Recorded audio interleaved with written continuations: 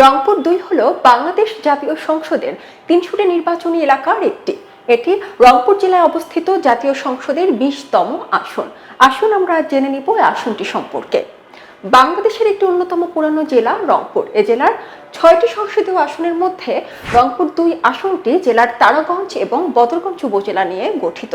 রংপুর ২ আসনটি ১৯৭৩ সালে স্বাধীন বাংলাদেশ প্রথম নির্বাচনের সময় গঠিত হয় এবং ১৯৮৬ সালে সীমানা পরিবর্তন হয়।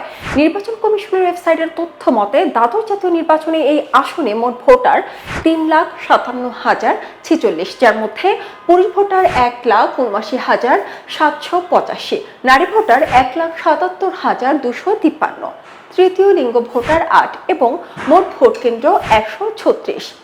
উত্তর জনপদের এই ভোটারদের দ্বারাই নির্ধারিত হবে রংপুর ২ আসনের আগামী সাংসদ। খবরের কাগজ, নিখাদ, নির্ভীক, নিরপেক্ষ।